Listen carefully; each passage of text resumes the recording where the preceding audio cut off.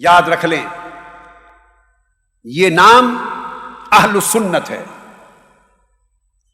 1400 سال سے بڑے بڑے اکابر ہوئے، مگر اہل سنت کا نام بدل کر کسی بڑی سے بڑی شخصیت کے ساتھ مسلک کے نام کو نہیں جوڑا گیا۔ آپ میری بات کو سمجھیں، مسلک کے نام کو نہیں جوڑا گیا۔ حضور خواجہ اجمیر بھی تھے، مگر اس مسلک کو مسلک اجمیریہ نہیں کہتے، اہل سنت ہی کہتے۔ خواجہ نظام الدین اولیاء بھی تھے، قطب الدین بختیار کاکی بھی تھے، داتا گنج بخش علی حجویری بھی تھے، مگر عقیدہ اہل سنت ہی رہا، مسلک حجویریہ نہیں بنا، مسلک نظامیہ نہیں بنا، مسلک نبہانیہ نہیں بنا امام نبہانی سے، مسلک سیوطیہ نہیں بنا امام جلال الدین سیوطی سے۔ آپ میری بات کو سمجھ، مسلک اسقلانیہ نہیں بنا، مسلک قسطلانیہ نہیں بنا، امام عینی سے مسلک عینیہ نہیں بنا، قاضی ایاز سے مسلک ایازیہ نہیں بنا۔ امت میں بڑے بڑے اکابر ائمہ آئے، محدثین آئے، مفسرین آئے، تاریخ بھری پڑی ہے روشن ستاروں سے، مگر اہل سنت کا ایک وتیرہ رہا، بڑی سے بڑی کسی شخصیت کے نام پر مسلک کو معنون نہیں کیا۔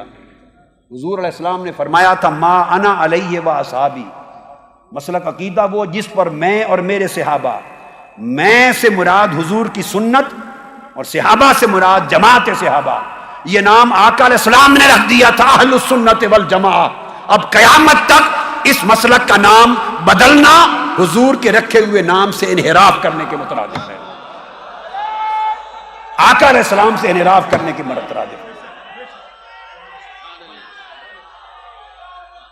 اگر آپ یہ کرنا شروع کر دیں، نسبت اساتذہ جو چاہیں آپ کے ہوں، میرے بھی ہیں، شیوخ جو چاہیں ہوں، جس سلسلے سے چاہیں منسلک ہوں، جس مدرسہ میں چاہیں پڑھیں، میں اصول سمجھا رہا ہوں آپ کو انڈیا میں، جس کسی عالم اور بزرگ سے چاہیں عقیدت رکھیں، یہ سب کچھ جائز ہے، مگر مسلک کا عنوان کسی بھی شخصیت، استاد اور شیخ اور پیر اس کے نام پر معنون نہیں ہو سکتا۔ جو کرے گا وہ سواد اعظم کو چھوٹا سا فرقہ بنانے کی سازش کرے گا، وہ اہل سنت کے ساتھ دشمنی کرے گا، اور اہل سنت کو امت مسلمہ کے 72 فرقوں میں شامل کرنا چاہے گا، 72 فرقوں میں شامل کرے گا، جو اہل سنت کے عنوان کی بجائے کوئی اور عنوان لگانا چاہے گا۔ آقا علیہ السلام نے فرمایا یہود میں 71 فرقے ہوئے، نصارہ میں 72 فرقے ہوئے، حدیث پاک۔ میری امت میں 73 فرقے ہوں گے، جتنے فرقے ہوں گے جہنم میں جائیں گے، اور جو جنتی ہوگا وہ ملت ہوگی۔ صحابہ کرام نے پوچھا یا رسول اللہ وہ کون ہے؟ فرمایا الجماعہ، وہ فرقہ نہیں ہوگا، وہ جماعت ہوگی۔ السواد الاعظم، وہ میری امت کی اکثریت ہوگی، وہ فرقہ نہیں ہوگا۔ اس لیے میں عمر بھر فرقہ پرستی کے خاتمے کی بات کرتا ہوں، اس لیے کہ فرقے جہنم میں لے جاتے ہیں، جماعت اہل سنت ہو یا سواد اعظم یہ جنت میں لے جاتا ہے۔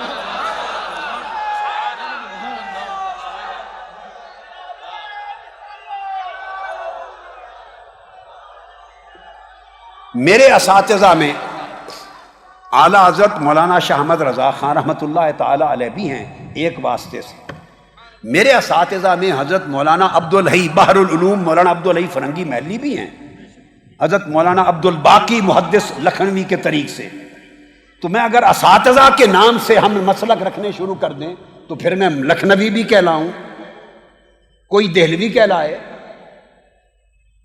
مولانا ارشاد حسین رامپوری بھی ہمارے سلسلے اساتذہ میں آتے ہیں، پھر کوئی ہم رامپوری بھی کہلانے لگ جائیں، کوئی حیدرآبادی کہلانے لگ جائے، کوئی بیروتی کہلانے لگ جائے۔ میرے اساتذہ میں امام نبہانی بیروت کے تھے، لبنان کے، تو پھر وہ فرقہ مسلک لبنانیہ بن جائے۔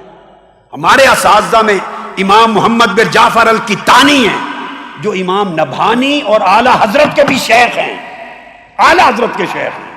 آپ میری بات سمجھیں، تو پھر ہم مسلک کو مسلک کی تانیہ کہہ دیں۔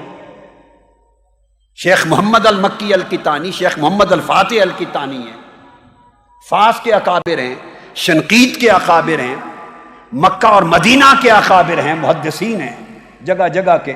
تو اگر ہم اپنے مشائخ اور بزرگوں کے نام پر مسلک کو ان کی طرف منسوب کرنے لگ جائیں تو یہاں 1000 مسلک کھڑے ہو جائیں گے اور اہل سنت دفن ہو جائے گا.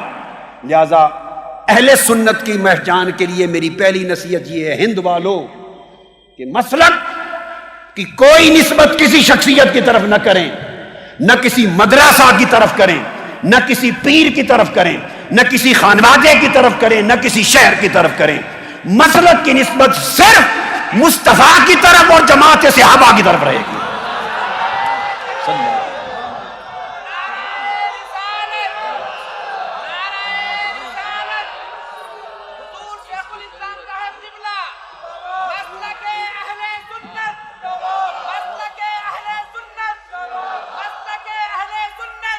جب آپ اپنے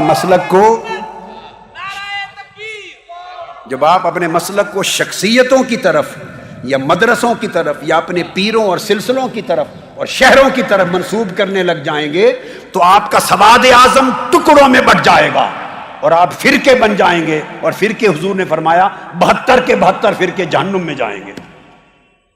جنت میں فرقہ کوئی نہیں جائے گا، جنت میں تو سواد اعظم جائے گا اگر جماعت رہے گی، امت کی اکثریت رہے گی.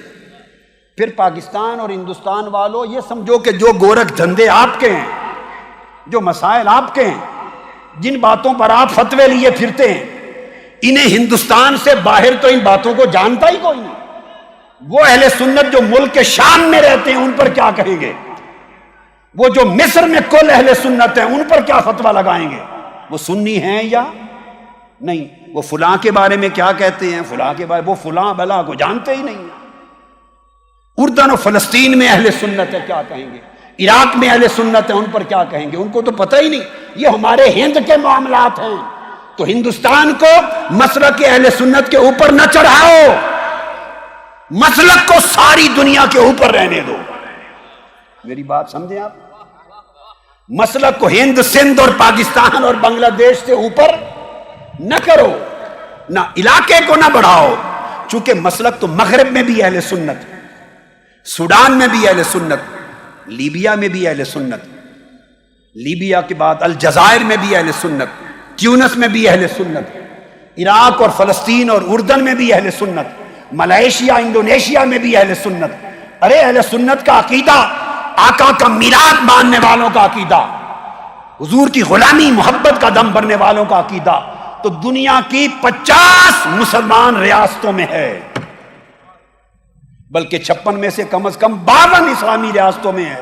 وہ تو ہمارے انڈیا کے معاملات سے واقف ہی نہیں ہیں، انہیں تو یہاں کی بولی نہیں آتی، یہاں کے مسائل سے واقف نہیں.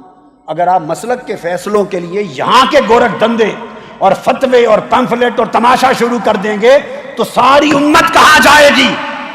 لہذا مسلک کی ایسی تعبیر کرو جو پوری امت مسلمہ کو قبول ہو اور ساری امت میں اہل سنت ایک ہی دھارے میں نظر آئیں، تاکہ اہل سنت سمندر نظر آئے، چھوٹے چھوٹے ندی نالے نہ بن جائیں اہل سنت.